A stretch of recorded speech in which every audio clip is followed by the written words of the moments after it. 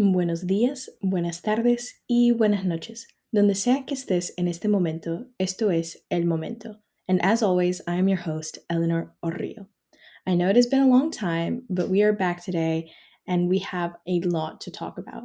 So get ready because we are about to begin.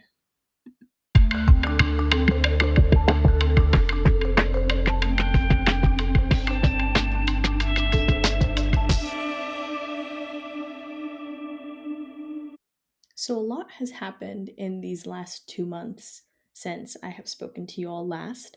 The inauguration happened, and all the events that followed that have also happened. And I think that that played a large role in my whole disappearance for these last 2 months, as my episode that was supposed to come after episode two was supposed to be about the inauguration and about all of these policies that President Trump was planning on implementing as soon as he hit office.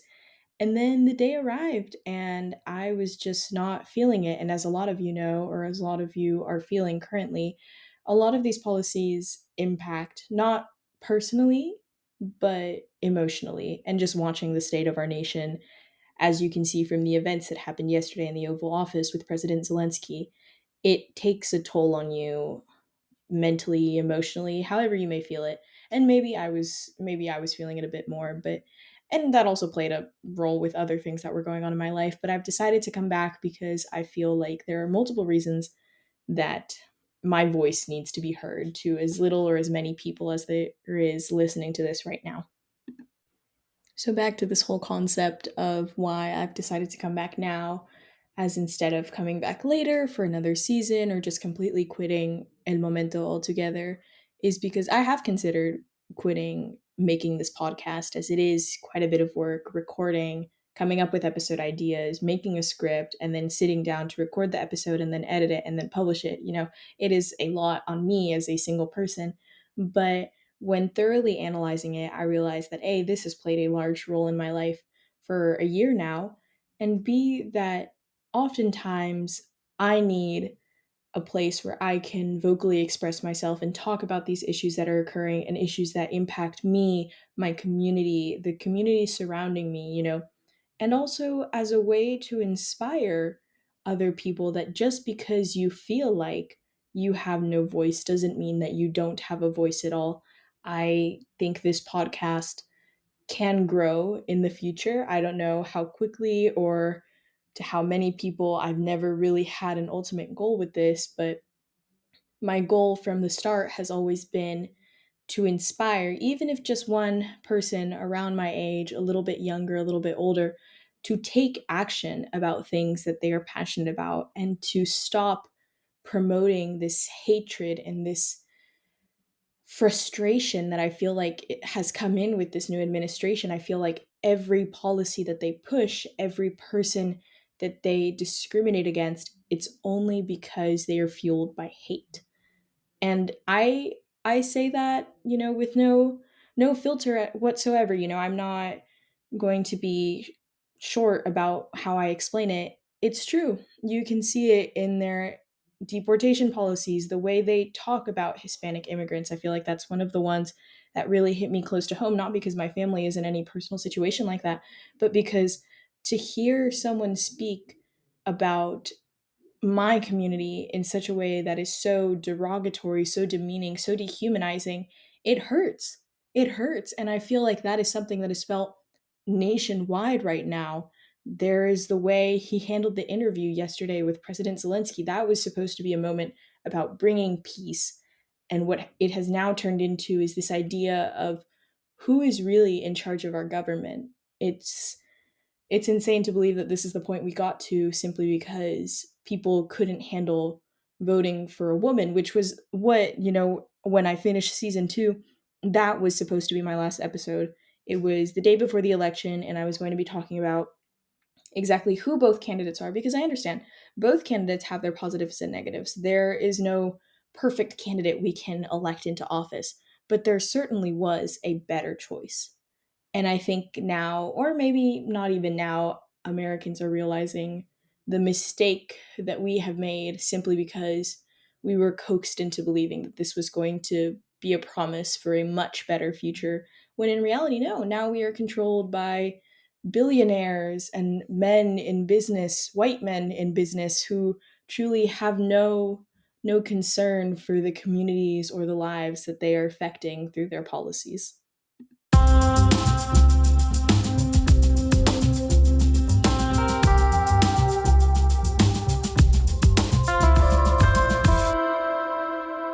So, why do I say all of this?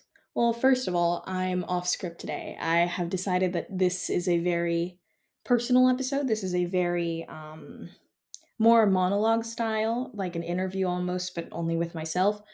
And I feel like if I had a script, it wouldn't be as authentic as it could be. So this is me at my most in my most authentic way possible, which is just speaking to you, my audience, with my opinions, my thoughts, my ideas. Of course, being polite and regarding actual facts, I can't really cite my sources as everything is coming out of my mouth as I'm speaking into this microphone, but nothing I'm saying is false information. And I hope that you can look back at my previous episodes. You can hear the way I'm speaking to you right now. Hopefully, no, more than likely, all of my future episodes. Nothing that I will ever say on this podcast will be something false or will be something that I have invented in my mind. All of this comes from either a personal standpoint, and whenever it is personal, I will say, I am being personal, this is only my opinion, you don't really have to believe me. Or I will say, this is coming from a reliable source, which I don't know exactly how many of those there are still around today. But so why am I telling you all of this? Back to that. I feel like you need to look at the bad to then work towards the good. So we can't elect someone else into office right now. That is the first thing. You can only change the surrounding policies. And now, as I am taking courses in US government, and I took American history last year, it is true how history repeats itself. And you can see that in the patterns and in the way Trump carries himself, the way he speaks about things, the way things are handled inside of our government. There is a certain procedure and there is a certain policy. I was sitting with my mom on election night and she was telling me, like, no, but she has a lead in swing states. And I was like, no, because you know what, even the swing states, due to gerrymandering, which was a word I learned about this year in my not US history, in my US politics, government and politics class, that determines who will forever be the winner. And as messed up as that system is, it's the way our world works, it's the way our nation works, it's the way our government works. And whatever, we just have to deal with the results of it and hope for the best next time. But right now, what is going through my mind is, a we need voices of light. Not that I'm going to hold myself on this high pedestal and say, yes, I am a leader in, youth communities and I am the one who is pushing for change. No, I am flawed in many, many ways. And I have so much more to learn and so much more to grow from. But speaking from my standpoint right now, I will say that change needs to be made, and change can only start with those who are realizing now this isn't right. This is a mistake. And I feel like more often than not, those voices come from younger individuals, may that be preteens, teenagers, 20-year-olds. It doesn't matter. Sure, you can have this stereotypical image of someone on a college campus protesting what they believe, but it can start from anywhere, from the suburbs to rural areas to inside of the cities. You can make change no matter where you are in the world.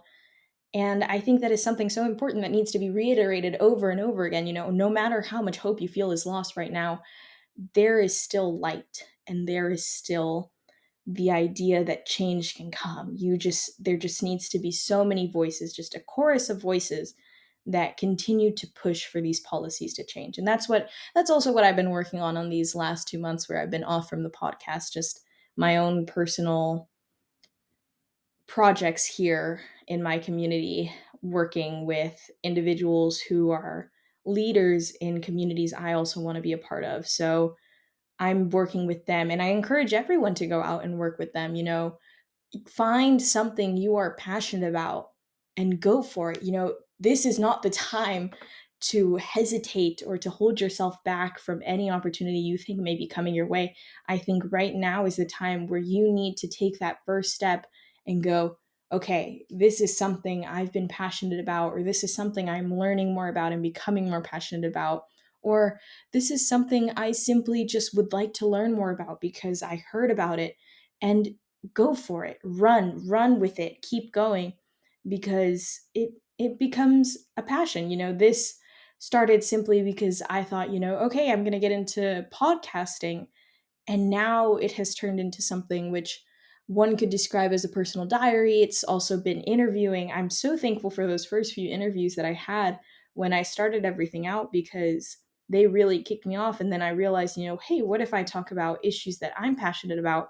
And suddenly that became, missing deadlines, and spiraled a little bit considering that I'm only a one person staff and I have other priorities such as school and, right now preparing for the end of my junior year, which is crazy. But back on subject, change can still be made.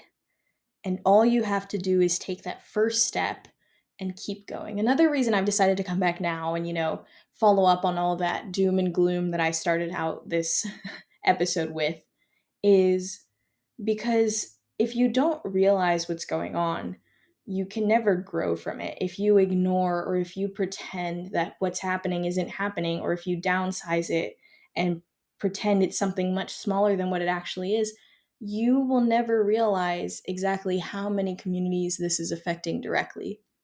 Children should not be afraid to go into schools because they feel like their parents may be discovered, that ICE may come into their schools and then, deport their parents. No, that should not be happening.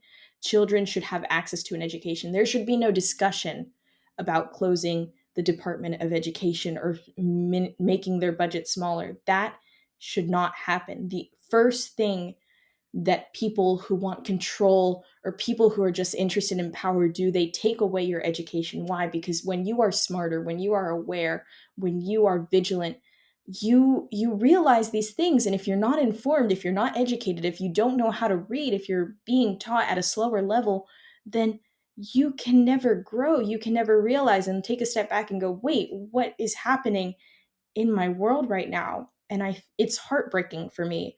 I think what really kind of pushed me over the edge and just sent me off into this idea of, okay, I think I'm going to pick this back up, was the case in Texas of that sweet girl, a middle schooler who lost her life because she was afraid to go into school. She was bullied by her classmates who told her they would report her family to ICE because her parents were illegal. And now she is in heaven. Who knows how her parents are doing, but it broke my heart to hear about that because no child should have to go through that. That is something that you should not be worrying about when you go into a school. Students today shouldn't have to worry about how the world will turn out, but that is the reality that we're facing. And because it is the reality that we're facing, we need to be informed, we need to be aware, we need to be vigilant of what is going on, not to the point of paranoia where you believe the government is listening in on every single conversation, but to the point where when things like yesterday's meeting happen and two world leaders can't even sit in a room together because one of them or someone has a comment about one of them in the room has a comment about what the other one is doing, how one isn't grateful, but that shouldn't be happening. I get it. There isn't always going to be peace, but you need to take a step back and realize the fact that Trump could only refer to all of this ordeal, the lives of other people, the affair that is going on in Ukraine and Russia as a deal, that shows you something about his morality. He doesn't care. And I can't speak too much. I don't know what's going through his mind right now. I don't know how he is feeling, but it was evident in that meeting that he truly did not care. And he doesn't care. He doesn't care about what's going to happen because this is his last term, hypothetically, hopefully. This is his last term, and he doesn't need the popular vote anymore. He is already in office and he will do what he wants. But that is why we need to have these voices and make change, find your passion. That is all. I'm going to sound like a broken record this whole episode, but find your passion and keep going with it. Don't give up. And that's why I'm coming back now. To conclude, because I feel like this episode is probably one of my longest that I've made since the first season, is that this podcast is going to have a bit of a different format. Most of my episodes I'm hoping to do unscripted. As I'm looking at the timestamps for this episode, I feel like maybe a bit of a script outline will help for my next time just to keep me on track so that way you all don't have to listen to minutes of my ramblings. But at the same time, it's going to be me being real with you all about the state of our world.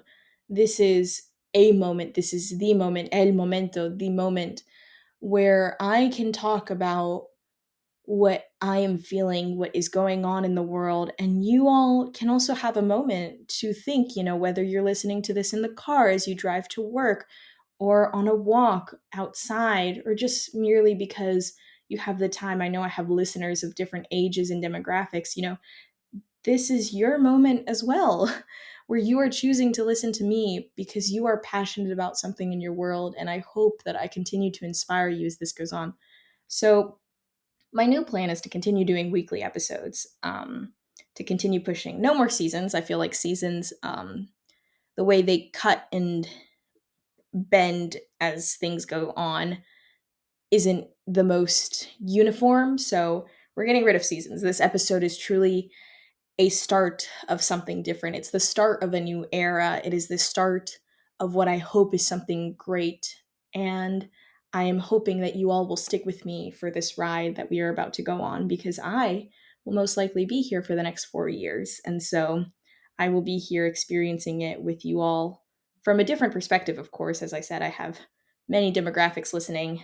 So I hope that we can both bring each other, or we can all bring each other a little bit of sanity, like a little community, which is what I wanted from the get go. So, yeah, that is the new plan for El Momento. I will still be talking about, social justice issues, things that I am passionate about, but at the same time, it's no longer from a standpoint, well, it is from a standpoint of facts and accuracy, but it is also from the perspective of a 16, almost 17-year-old girl in this world. And I'm going to be real with you all. It's all about being real and being honest with each other. Thank you so much for listening to this week's episode of El Momento. I really hope you enjoyed it. As always, if you're listening, please make sure to subscribe and send this episode to someone else who you think would love to listen in. Also, if you're interested in supporting the Leukemia and Lymphoma Society, I have a donation link in the caption below. Please, any donation helps towards the effort. If you or a loved one have ever been affected by cancer, my heart goes out to you, and these donations help other families to boost treatment and fund research for these patients to get the best care that they need. As always, I'm your host, Eleanor Orrillo, and this has been El Momento. I'll see you next time.